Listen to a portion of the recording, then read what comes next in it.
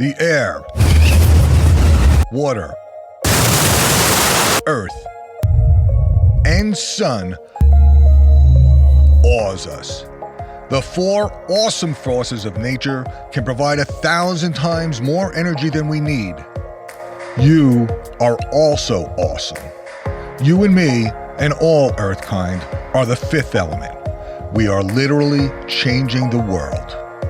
Technology is now harnessing nature's awesome power for electricity, heat, and transportation. And the best news is that the clean energy transition can save us money and create a more prosperous, just, beautiful, and sustainable civilization today. Welcome to the AWESome EarthKind Energy Podcast. If you would, please let folks know who you are, where do you live and work, and what kind of work you do. Sure. My name is Jesson Bradshaw, and I work here at Energy Ogre, and we're headquartered here in Houston, Texas. And we're basically, Energy Ogre is primarily focused on being an advocate and assisting consumers in the competitive markets, the deregulated competitive electricity markets here in Texas. So we've had a focus on that since we got going in 2013, and we've really had a lot of fun and a lot of success in really trying to unlock the value of the competitive market for the folks that we serve here. So personally, I've been in the energy business for, it seems like for forever, going back to the mid 90s when the market opened up on the wholesale side. So there was some federal rulemaking that came down in the early mid 90s that opened up some of the transmission system, and there were some changes made to the way the rates and folks having market-based rate authority, and really set the stage for a lot of wholesale power trading and the emergence of that business, as well as a lot of the new independent power producers. Kind of had the gloves taken off, got away from building cogens or qualifying facilities, and were able to build merchant generation facilities. So I spent a lot of time in that world.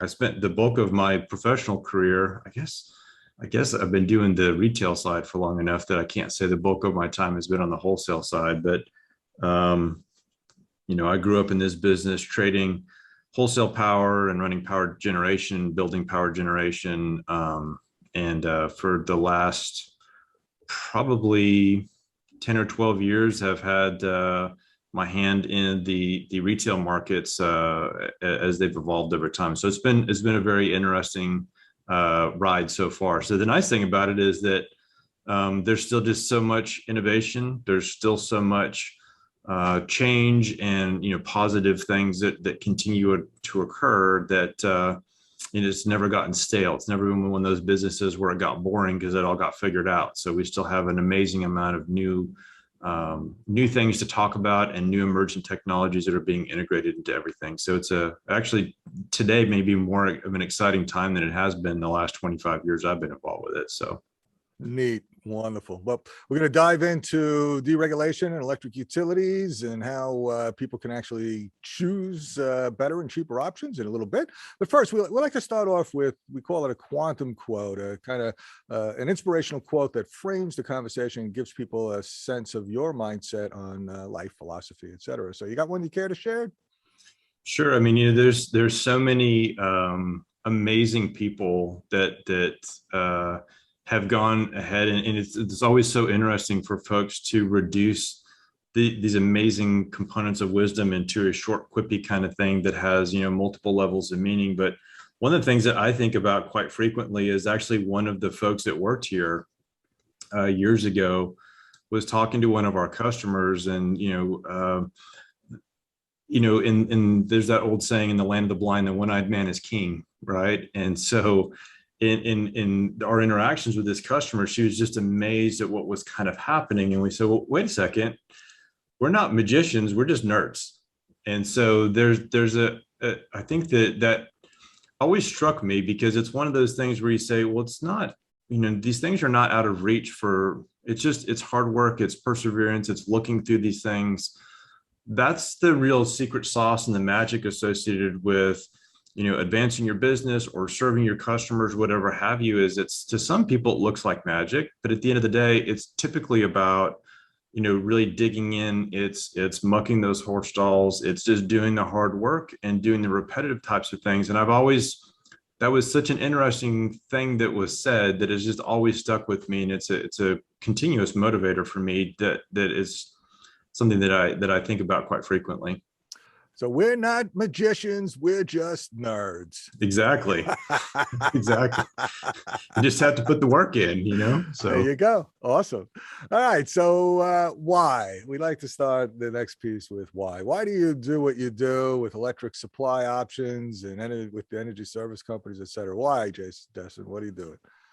Well, having been on all sides of this, I owned a retail electricity provider immediately prior to, or I was CEO of a company that owned retail electricity providers immediately prior to forming this. And really, as I look through on the retail side, we've never really had anyone in our markets, and it may very well be that we hadn't had folks in some of the other markets that really fully align themselves with the consumer.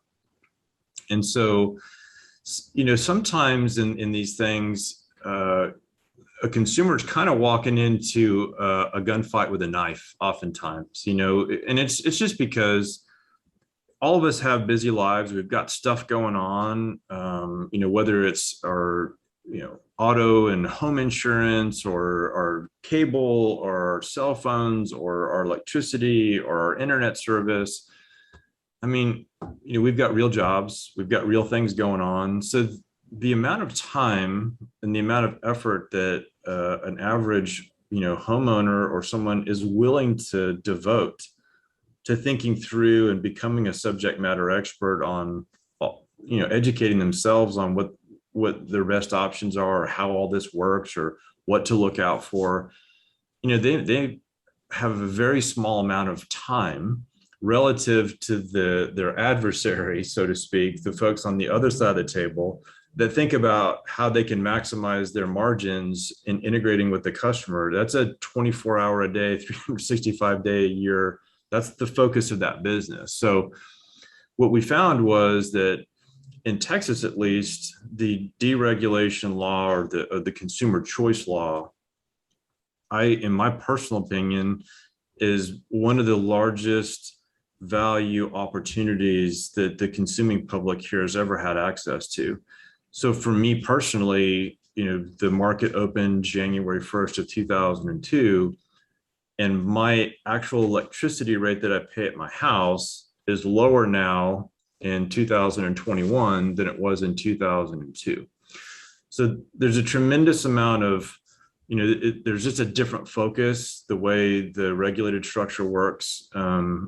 Oftentimes it doesn't yield and lend itself to a lot of innovation and quick thinking and economizing in some of the cost taking and some of those decisions. There's a bureaucracy in place associated with that on the regulatory side as well as in the administration side. And just getting rid of some of that inefficiency is just resulting in this gargantuan potential windfall value back to consumers here in Texas. What I was seeing is a lot of folks were just confused about how it all works. And so they weren't fully taking advantage of the opportunities that are there for them. And so that's why we formed this business, to basically step in as a fiduciary. And the simplest way to say that is, I'm not selling electricity, I'm stepping in as a subject matter expert to manage your house like I manage my own. Given your specific information and your specific demand profile, what's the next best option? What's the best option for you on a completely agnostic basis? So we've just aligned ourselves 100% with the customer side. We don't have any margin opportunities with placing people with any particular provider. We don't get paid by them.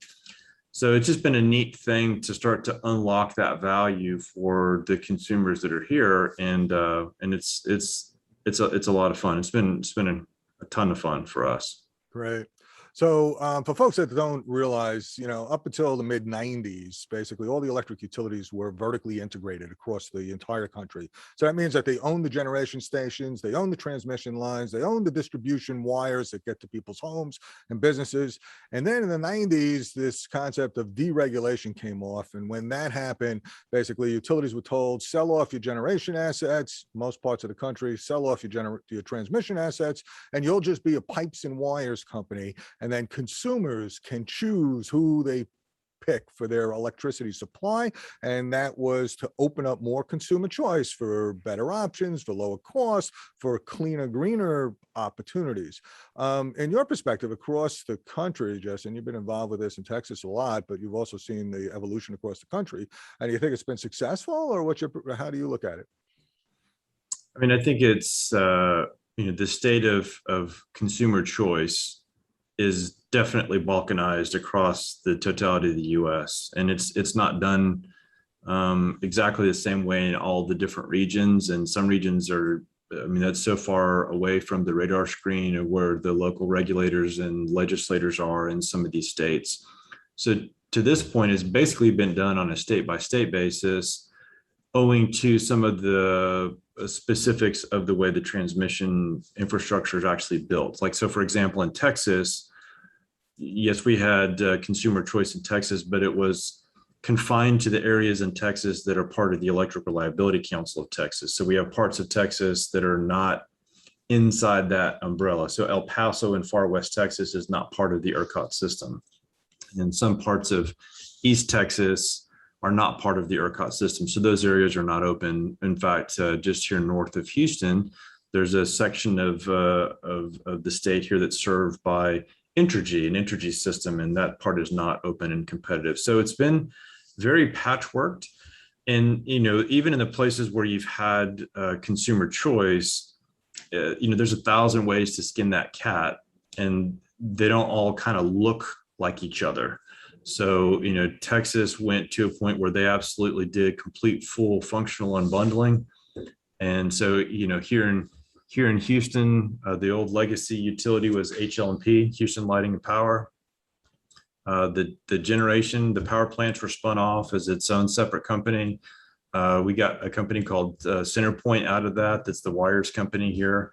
And then Reliant inherited all the customers that were the legacy HL&P customers. So they were kind of the marketing company. In other parts of the state or in other parts of the US, you didn't really have the exact same setup. Here, each one of these retail electricity providers is responsible for sending out their bills and collecting on those bills, whereas in other parts of the state, the incumbent utility still sends out those bills. And so it's done differently. Some of it's better, some of it's worse. But it's definitely not consistent. It's not cohesive across the U.S. Some of that's to be expected, just because we still have to live within the realities of what the electricity infrastructure looks like on a region by region basis. It's not the same all over the country, but it's somewhat disappointing for consumers to not have choice. I think the idea there is still the right idea. I think that there's a long history of us moving into deregulating certain industries that have a large windfall for consumers. So we saw that in the airline industry. I think that was in the 70s. I remember as a kid, it was a big deal to fly. People would get dressed up, and I always sort of chuckle with that when I'm waiting, for a Southwest flight. And we have people, myself included, from time to time, flip-flops and shorts and whatever have you. But there's been a true democratization of that. Some of its advancements of technologies and making it cheaper, faster, better. But you don't really have the innovation that can make its way into these industries when they're in kind of these regulated top-down. Something that's probably far more familiar to most of the folks that you would talk to is telecommunications. Again, when I was a kid, I worked back and forth. I was doing co-op work in Canada, and I had a girlfriend in the United States, and I think I was paying 35 cents a minute long distance to to talk to. And today we call people on the other side of the country, and there's no incremental cost associated with that. So there's no question the cost of telecommunications has just dropped precipitously, following that happening.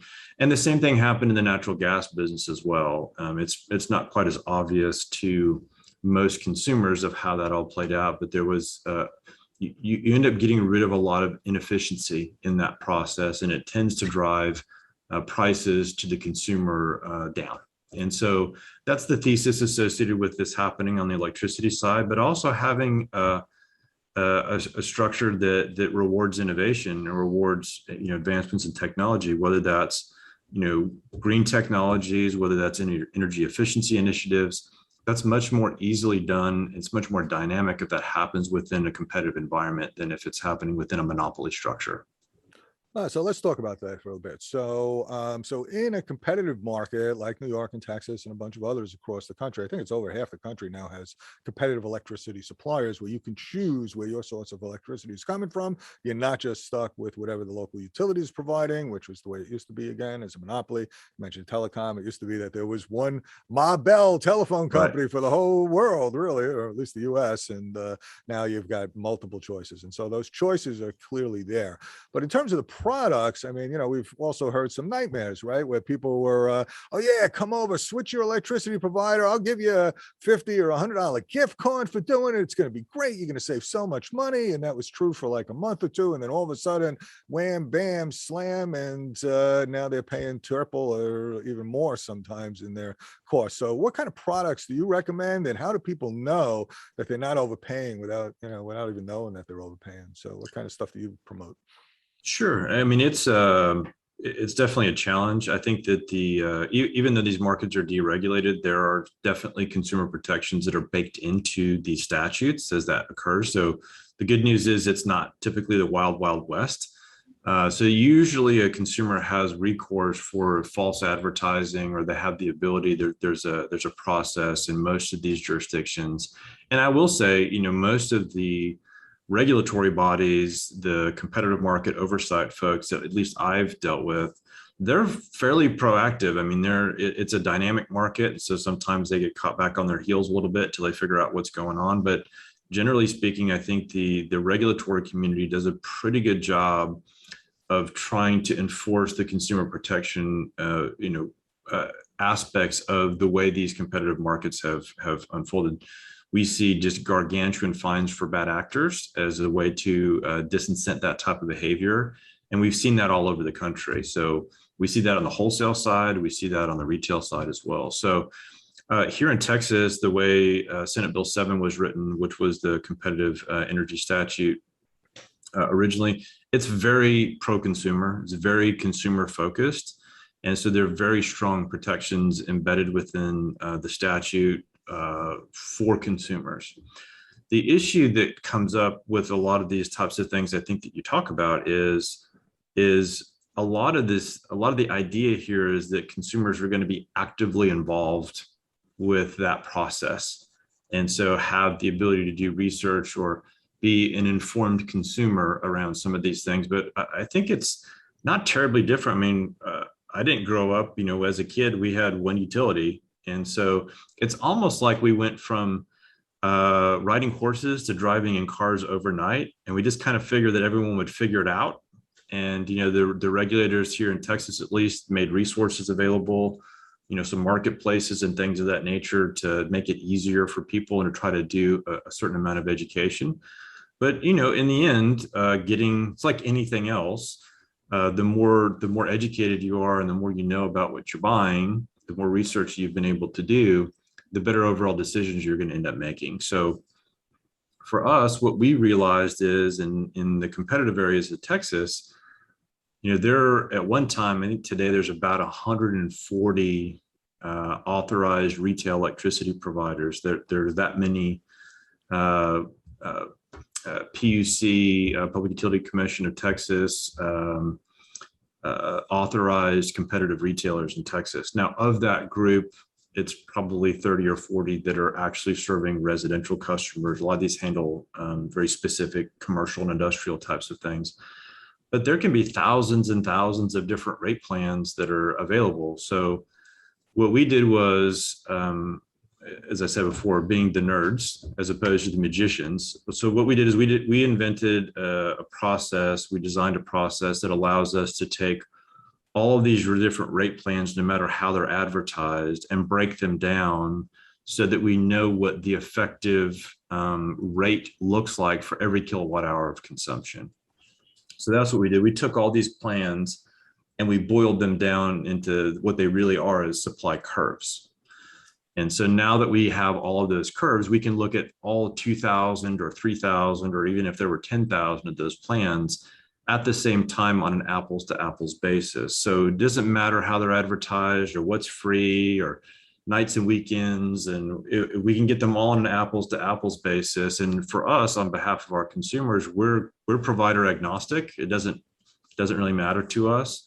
That allows us to start to make some selections of those plans that are really optimized for the specific consumption profile that each one of these customers have. So each one is really kind of it's a unique look, because it really does make a difference at how someone uses electricity, when they're using electricity, and the amount of electricity that they're using.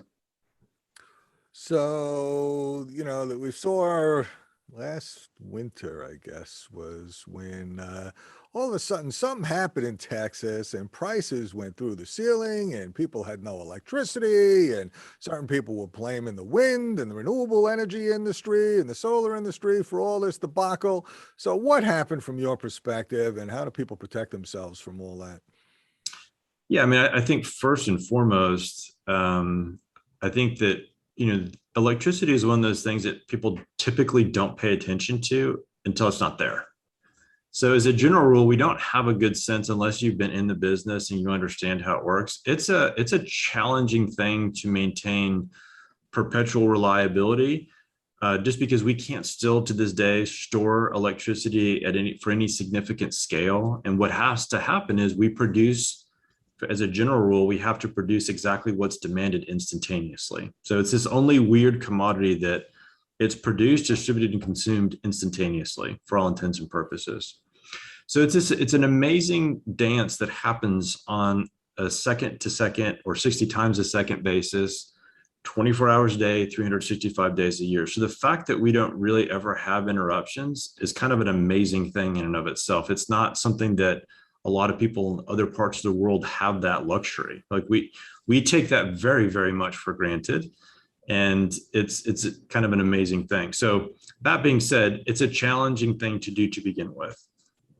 I think specifically in February, what we ran into were a series of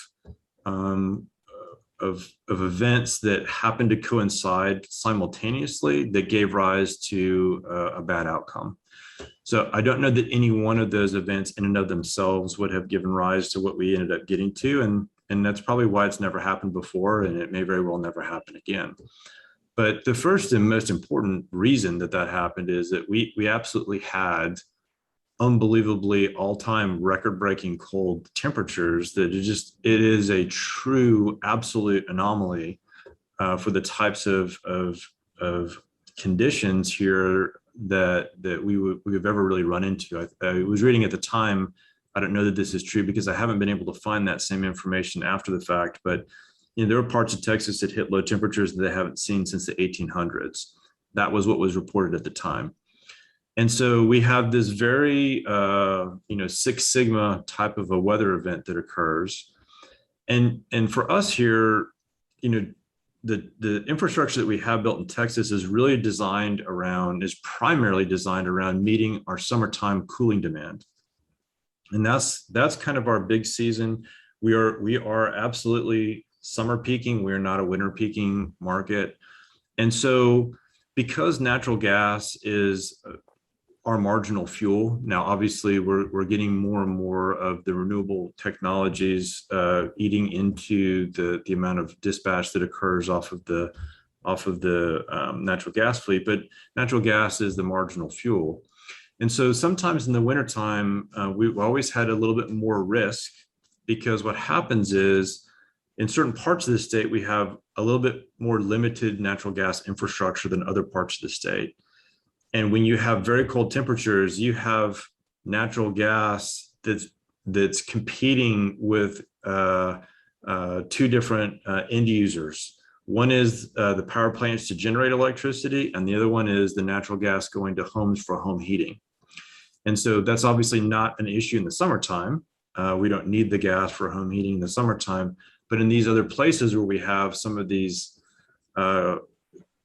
a competitive environment where we don't have quite as much resiliency baked in just because of the nature of what wintertime loads look like, it puts you more at risk of having an issue there. So, you know, I've had people say that there was a failure of imagination around how all this stuff could have become.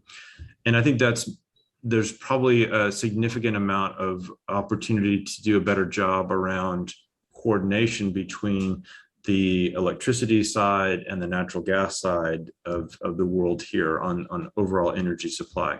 In Texas, the Railroad Commission regulates the intrastate natural gas and oil production, and the Public Utilities Commission? The Railroad Commission of Texas, yeah. The Public Utility Commission of Texas regulates telecommunications and electricity, so they don't have any oversight. So there have been some reports, and, you know, again, whether these are anecdotal or they're true is hard to say, but, you know, when you're starting to interrupt loads, and let's say I had a natural gas gathering system that I'm using an electric compressor to get my gas onto the intrastate pipeline. Well, if my power gets interrupted, then my gas supply gets interrupted. So it turns into these kind of cascading problems. So there's definitely an opportunity to do a better job from a coordination perspective. And, you know, similarly, you know, there's this whole issue of winterization. And so there's definitely that all of our infrastructure is not really built around having single digit temperatures. Can it be done? 100% can be done. It's just not part of the original design spec for most of these assets. And again, they might have a 30 to 50 year economic useful life, and that's never occurred over the course of their economic useful lives to this period of time. But I suspect because it's a merchant generation fleet here in Texas, that there's definitely been some rulemaking passed around mandatory winterization. But given the magnitude of losses that folks suffered during that period of time, I don't think you would even have to regulate that. It would have been done anyway. So you know, there were a confluence of a lot of things. And then the Public Utilities Commission of Texas decided to make a decision, a philosophical decision, that once there was load interruption, they were going to clear at the cap. And so they set a clearing price that was not a really, you know, it was a weird operating condition, but they set it at the cap and created this very large transfer payment type issue. It may have been philosophically correct, but I'm not sure that it may have been a good policy decision at the time. Yeah. I mean, you know, it's an interesting thing, right? So Texas is known for its oil and gas, you know, industry and refineries and all sorts of stuff. But actually, Texas is the biggest wind energy generator in the country. You know, they've got so much wind assets, and they're building new solar stuff all the time. And then there were certain political operatives who were blaming the wind industry because the turbines were frozen, because the wind industry, as well as the gas industry, didn't really prepare for climate disruption and the fact that temperatures were going to change and be so sporadic and unpredictable anymore. And what's your perspective on that whole thing?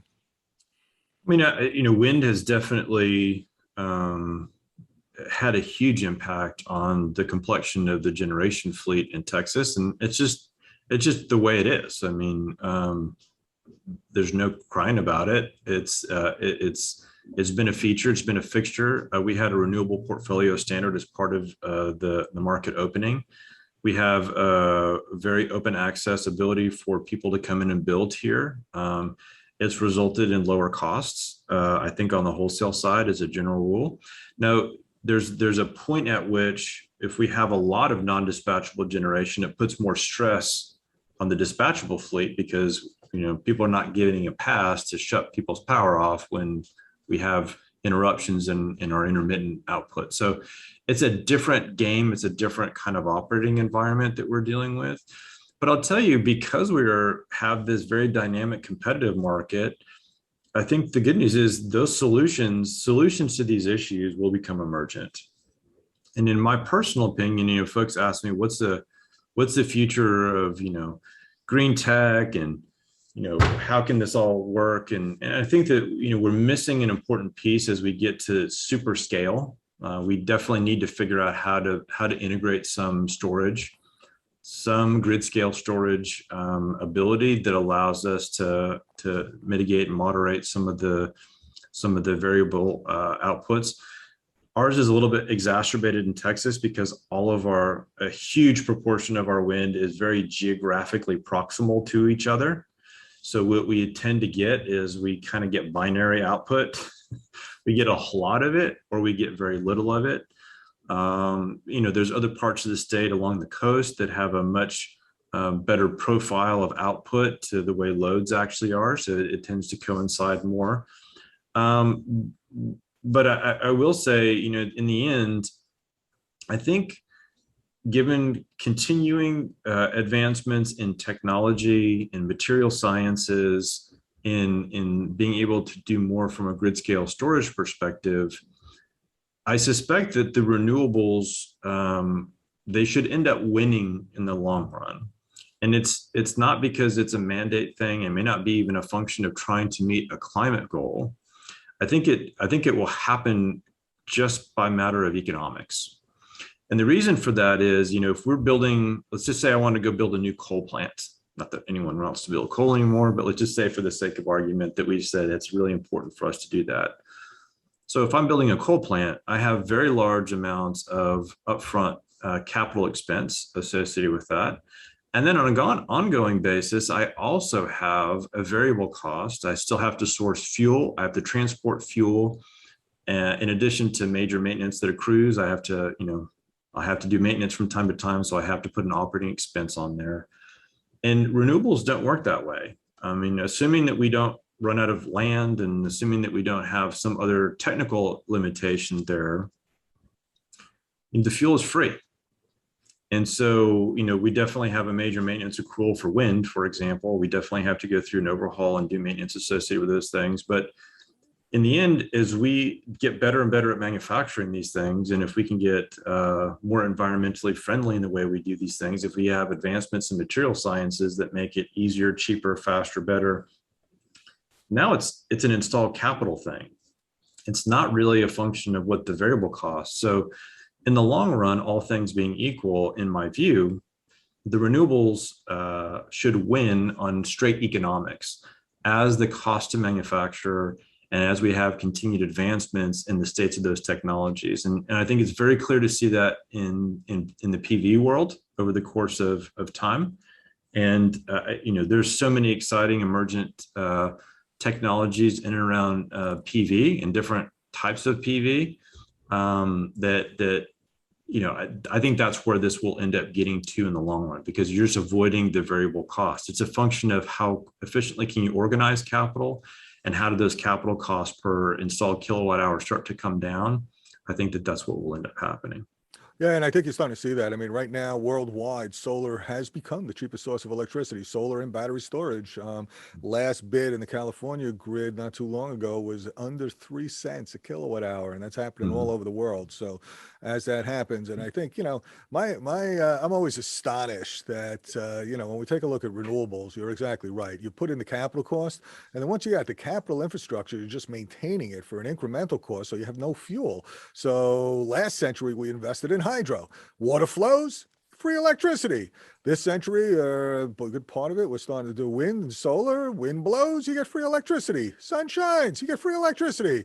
And with solar, no moving parts, right? So very little maintenance, all solid state technology, just some really minimal amounts of maintenance. And you're right, as those solid state technologies keep coming down, just like our supercomputers that we now hold in our pocket, used to be multi-million-dollar machines that took up whole buildings. Now they're called little smartphones, and they've got incredible technology packed into that little box that we carry around with us. The same thing is happening with electricity and solar in particular. So yeah, I think you're exactly right. And thank you very much for that. So how do you see deregulation evolving? I mean, how is it given, like, I mean, do you see there's going to be more and more in New York and elsewhere now? We've got these community choice aggregations where people come together as a community and they're buying electricity in bulk in these competitive markets. You see more of that happening. What's it look like across the board, you think? Well, to me, what I think will happen is, and we see this here, whether there's a lot of political inertia in the places that are not really open to opening. So there's always an incumbent that's there that has a turf to protect, and so there's always some level of scaremongering or things that go on to prevent some of these things. But what I've seen is that the competitive markets, when they're left, appropriately overseen and left to work on behalf of consumers, we get the technical innovation that folks need to really kind of lead this charge, not only in the US, but from a global leader in really deploying emergent technologies into being more cost effective in terms of when we're using electricity, how much we're using electricity, how we want to integrate rooftop solar into our day-to-day lifestyles. So I think what we're going to end up seeing is that some of these markets that are very vibrant and dynamic, we're going to get very quick adoption of some of these very innovative technologies, demand management, demand response. How do we do this as a whole home type thing? Here in Houston in particular, folks, we tend to get hurricanes, and so there's a lot of backup resilience and reliance, and so there's this added incentive that's there that decreases that cost gap for folks that want to take the plunge on doing some of these other types of things that will lead the charge. So I think what you'll see is that some of these markets that have this very innovative and kind of open and competitive and technology incubating types of environments, they're going to get a competitive advantage economically versus other states that lag behind. And so I think what will happen is that it may take some time to overcome the inertia in some of these other markets. But one of the things that we're really good at is looking at what's going on across the street and say, I need to do that too. And I think that we're just about to get to that point where states will compete with each other for commerce and manufacturing and things of that nature. So we might see some of these things, move forward. So my hope is that we don't, today there's a huge push to try to advance renewable technologies kind of by political fiat. And I think that I'm just worried about market dislocations that might happen if you're forcing something to happen before it's kind of fully ready for prime time. I think we're close, but I'm not sure. Like, I'm not convinced that today we can just ditch our dispatchable resources and be able to function the way we're used to functioning. Like, can it be done? Yes, but we won't have the same kind of necessarily grid reliability that we've come to know and love. So I'm hoping that we do this on a very deliberate, smart basis. But whether we push these things faster, I think that because it's an economic really end game associated with these things, it's only a matter of time, in my view. Yeah, I agree with you. I think that, on the one hand, we have to balance how fast we move and make sure that we don't disrupt everything so that people wind up being short, because one of the things that people really do not like is when they can't function because they don't have any electricity. That's a very bad thing on all different levels. But on the other side, the innovation that is happening is pretty incredible. So as we look at on the adoption side, it's really fascinating because they've done some studies and they found that the biggest factor that determines whether or not someone has solar is not their income, it's not their education, it's whether or not they know somebody else that has solar. Mm. So if you have, so your neighbor's got solar, it's like, oh, my neighbor's got it. I should check that out, you know? So that's one thing that's happening. And then as we move towards more distributed energy resources, again, just like those supercomputers used to be, if we, you know, when I was young, there were mainframes that took up whole buildings that had less power than my smartphone now has in them. As we move towards more and more distributed, concentrated sources of energy and distribute that energy sources, what you have is some really tremendous innovation. So when you have solar and now you've got an electric car, the opportunity for that electric car, which for my Nissan Leaf, one of the things that Nissan has, which a lot of companies will start doing now, is that they got two-way charging capability. They do it over in Japan. They're not doing it here in the States yet. But if you looked at that two-way discharge capability of just the Nissan Leafs across the United States, as of last year, it was twice as much battery storage capability as all the stationary storage capability across the whole country. So when you take that battery, which basically is in my little Nissan Leaf, I pull it into my garage, I plug it into my socket, I'm charging it up, but now the grid goes down. That car has enough power to support an average family 3 to 5 days worth of electricity. So when you start having those types of innovations where you got the sun powering now your car as well, and that can go both ways, where your car can power your house, now you've got the ability to develop resiliency, develop new market opportunities. One of the things people are talking about is taking your car, bringing it into, as your commuter, to a train station or whatever else. And when the utility needs the power, taking it out of your car during the time, making sure you still got enough power to go back home with, but paying you for that energy at a premium price that normally they would pay in New York State $2 billion we pay a year for 24 hours worth of peak power during the time when we most need it.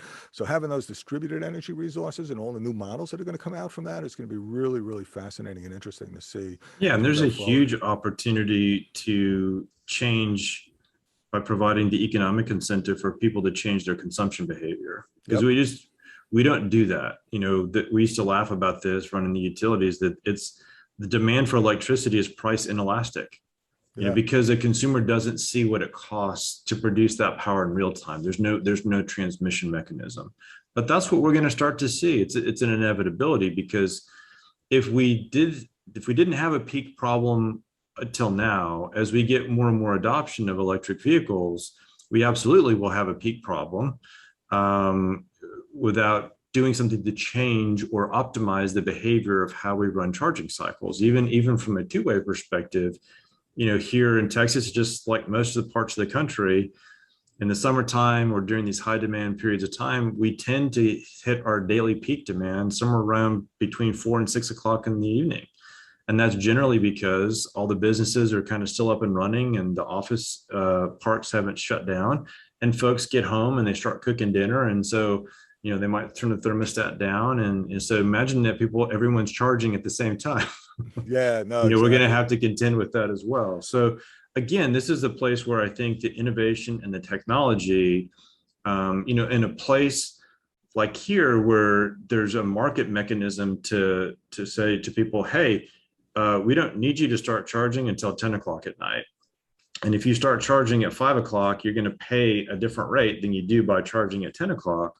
In some of the other regulated markets, they may just end up doing it different, and the cost just kind of gets inflated and then it gets, you know, pushed out to everybody. So we have the room in some of these other markets that are a little bit more dynamic to innovate around how do we solve this problem in this most economically advantageous way, as opposed to some of the other places. So this is another reason why I think that today it seems like it's a luxury for some of these other places to stay with the legacy regulated structure. But I think that there's going to be a very large long-term competitive disadvantage in some of those areas that don't really open up and allow themselves to be fully utilizing you know, the technologies that are unequivocally coming, you know, to bear in the marketplace. Yeah, absolutely agree. In New York, Con Edison, the largest utility in New York State, and one of the largest in the country, actually, has a program specifically encouraging consumers to charge at night. And if you do so, and you're in the Con Ed territory, they'll actually pay you to charge at night when there's a lot of excess electricity and prices are cheap, and then avoid having charging during the day when they have other issues. So yeah, I think you're going to see some really innovative structures that hopefully encourage consumers to shift in ways that benefit us as well as benefit in the society and the grid as a whole. So, all right, excellent. Well, what kind of challenges have you encountered? What lessons have you learned? And what are you doing differently now than you thought you'd be doing before, Jesson? Well, I mean, what we're doing specifically at Energy Ogre is something, the largest challenge is that we were doing something that nobody ever done before. So, I hate that label of disruptor. Some people wear that like, a tunic or a warm blanket. We were doing that on behalf of consumers to really help them unlock what they're doing. But, again, if you're, to a certain extent, the economic proposition is kind of a zero-sum game. So every dollar that a consumer keeps in their pocket is coming out of somebody else's pocket. So definitely a lot of early on in our existence, we had a lot of resistance from some of the folks. We had a lot of people that loved us and hated us at the same time. They loved getting customers for nothing, and they hated that they could, maximize their margins on some of these people. So it's been an interesting evolution. The other challenge is, when we first got started, we're providing a service that nobody has familiarity with on a brand name that nobody's ever heard of before. And in order to do this, I've got to collect a bunch of information about you to process enrollments for you over the internet. So, I think someone might have thought there was some Nigerian prince behind the computer screen somewhere or something. So, but we've been super duper fortunate that our customers are our biggest advocates, and they share. They probably preach what we're doing louder than we do amongst folks. So it's been a lot of fun. So that was definitely a big challenge for us to overcome, at the beginning point. And I think a lot of emergent technologies and a lot of these innovations they're like that. You get some folks that are willing to step out to be the early technology adopters and make it work. But, designing a program that works for everyone is also a little bit of a challenge too. It's one thing if you're dealing with, if I were designing a program that was for my peer set and that are energy executives or energy professionals, I can cut a lot of corners because I don't have to explain certain things to them, or, they just may be busy with their lives. But that's not really what we're doing here. It's a broad-based total consumer package. So we have to try to make things as simple and as straightforward and as easy for folks to understand as we can. So it's been a very fun, super duper rewarding thing for us to be doing. And I unlike other places that I've ever been in my life, I legitimately look forward to going to work every day. So it's a lot of fun. That's great. We like to ask for one sort of big, we call it a supernova value. What do you think that most people need to know about this stuff and don't, that you sort of give them a tip or a tool or something that they should know, but most people don't?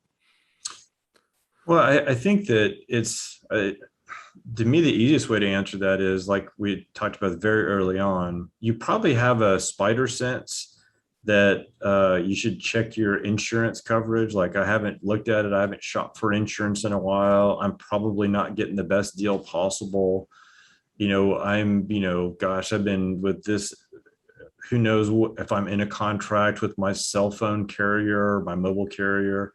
I think people have a general sense, at least in Texas, in the competitive markets, are like, yeah, I've been with these guys for 5 or 6 years. I could probably shop it around and figure something else out. So that I think people's intuition tells them that they probably are not in a completely optimized situation. I think what's shocking to them is how unoptimized they actually are. So, I mean, like if you can cut 25 to 45% of the cost out, it's like, oh, that's a lot more than my spider sense was telling me. So, and that's really what we deal with here is overcoming, and it's 100% understandable, but there's a lot of inertia to just following through on taking an action. So what I try to tell people here all the time is, hey, if you haven't changed your provider, or you haven't talked to your provider in a couple of years because you're on auto pay, you don't ever see the bills, they just get drafted automatically, you don't know what's going on. If you haven't updated or looked at that in 2 or 3 years, guaranteed you're suboptimized.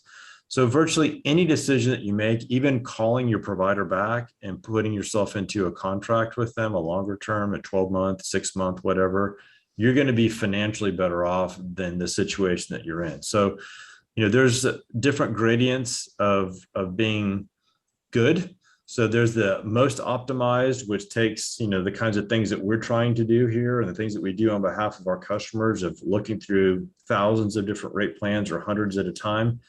That's probably the most value that can get pulled out, but folks can save themselves quite a bit just by taking minimal action of switching to somebody else or talking to their existing provider. So just taking an action, kind of like we said before, not magicians, nerds. That just means you do the work. You got to put the work in on some of this stuff. Our goal is to put the work in on behalf of our customers.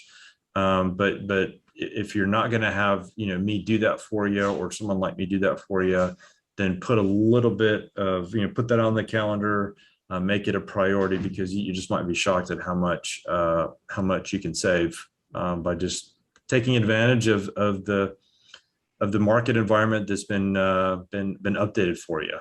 Great.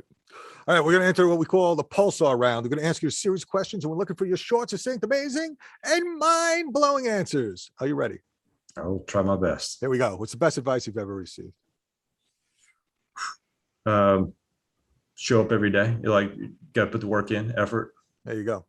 Share one of your personal habits that contributes to your success. Reading. I think reading and research, just trying to, suck in as much information as possible. Great. An internet resource that you care to share? I look at a lot of science-related, technology-related types of things. There's a great website, ScienceDaily.com, that have a lot in there. ScienceDaily.com. Thank you.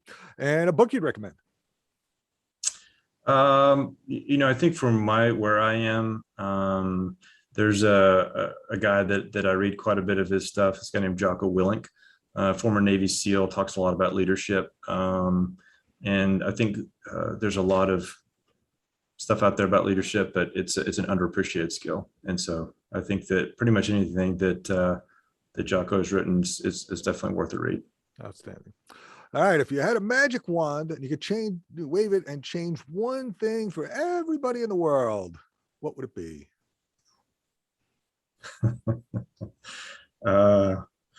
Peace on earth, goodwill towards men. There you go, man. That's always a good one, right? Jeepers. Oh my God, stop killing each other, everybody, huh? All right. So what's the one thing you're most energized about today, Jesson? Yeah, I really love that there is this confluence of technology making its way into the energy space that I really feel like this is tip of the spear on a lot. And there's so many things that flow out of our entire society based upon the way we consume energy, from how productive we are, how efficient we are, what that means in terms of wealth distribution. Everything really at the core of it all is really how we produce and how we consume energy. And I am super excited what I see that we're right on the precipice of. It's a really exciting time. Yeah, it really is. There's speaking of books, there's a book called The Future is Faster Than You Think by Peter Diamandis that is worth checking out, because it's about all these technologies that are converging. It's energy, it's artificial intelligence, it's materials, and the advanced materials capabilities, and doing things like being able to build massive wind turbines in the ocean without the salt eating everything up, and all these different technologies that are coming together all simultaneously. And it's a really exciting and hopeful time.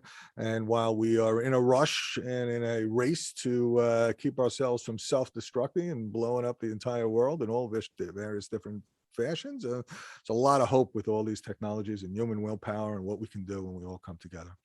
All right, so grand finale, piece of parting advice and the best way for people to connect with you if you'd like them to.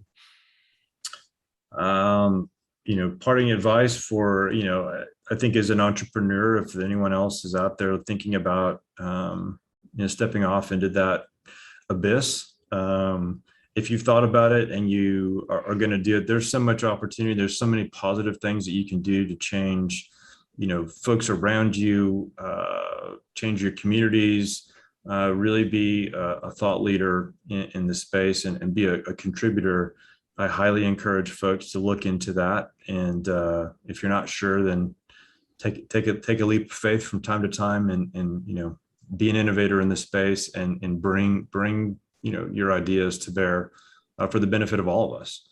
And for us, if anyone wants to learn a little bit more about Energy Ogre, you can please feel free to stop by our website, energyogre.com.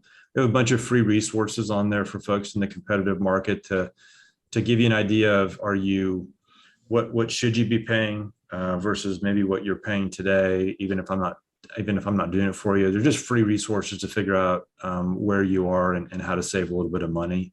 And we have a blog with a bunch of helpful information on there as well. So, energyogre.com. Outstanding. Anything that you wanted to cover that we didn't talk about? I don't think so. I think that, I think I kind of got to most of the high level points that I was thinking about. Is there something more specifically that? No, I just, I like to leave it open that if I didn't cover everything you wanted to do, that you get the chance to throw in your last piece. So no, I think it was great. It was good. I enjoyed it. Yeah, very much. Thank you so much, Jesson Bradshaw from Energy Ogre. We really appreciate your time and insights. And it's a evolving world. Thank you so much. Yeah, well, appreciate your having me, and thanks for letting all your listeners hear what I had to say. I hope I didn't bore too many people. Hopefully nobody fell asleep while listening to the podcast. So I'm sure they didn't. So thank you, Jesson. Appreciate it. Sure. So, here we go. So Jesson, tell us, where did the name Energy Ogre come from? Sure. Well, it's as I'd mentioned earlier, when we got involved in this business, it was a service that nobody's ever heard of before. And, as a consumer here, you just get blanketed with advertisements, vest this and, provider here, provider there, billboards, television ads, whatever have you. So we really wanted to make sure that we came up with a name for our business that it was not going to be as easy for a consumer to confuse us with being a provider. And so very high risk of that occurring. And so, Energy Ogre was a lot of fun because it's so different than anybody else. It's completely off the wall. We have fun with ourselves. We love that whole moniker. We have tons of fun things that we do. We have a lot of, we call them Ogreisms. We'll get taken care of overnight. It's don't worry about the ogre flow. We just have tons and tons of that. It gave us the ability to have a logo and a mascot that was recognizable and differentiable in this particular market to kind of cut through some of that noise. And again, it's just a very much a reflection of the folks that we have here. That it's a fun place to be because literally we get to come into work every day and help people. And so it's a lot of fun. And we wanted to have something that was pretty clear. We didn't take ourselves quite as seriously, but we're serious about, helping people. Outstanding. And how do you guys get paid? So how do you actually earn an income? Yeah. So we run a subscription service. So we step in to manage. So someone comes in and signs up with us. We take a look at where they are and we look at how they use electricity. And as their agent, we will enroll them in a plan on their behalf, and we'll keep monitoring and make sure that makes sense for them as the marketplace is changing. If there's an opportunity to extend out the contract with their provider because they can get an advantageous rate associated with that, we'll execute that for them. If it makes sense to potentially break that contract, because that's a right that folks have here in Texas, they can exit a fixed price contract for a specific expense. We'll do the math for that and make our customers aware of that. Some of them might pre-authorize us just to take care of that. So the idea here is to not just give someone a solution, but it's to maintain the solutions and make sure folks are in a good, they're always getting a fair deal at a fair price on a going forward basis. So We only receive funds. We're only paid by our customers, which makes it super easy for us to be exclusively customer focused and customer aligned. Outstanding.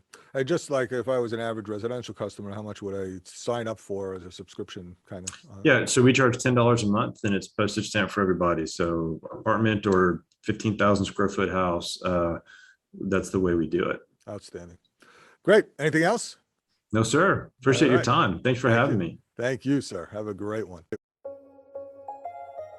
Thanks for joining us today, awesome people.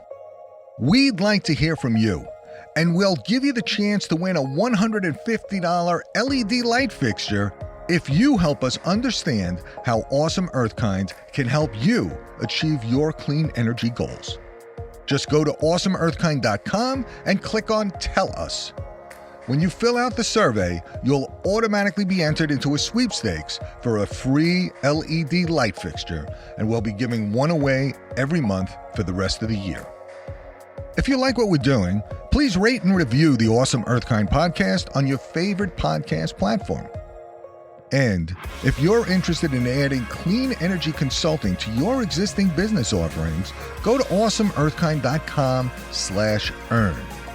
When you refer us to a commercial building and they decide to go clean and save green with EarthKind Energy's consulting services, your referral will save money and you'll earn finder's fees worth thousands of dollars.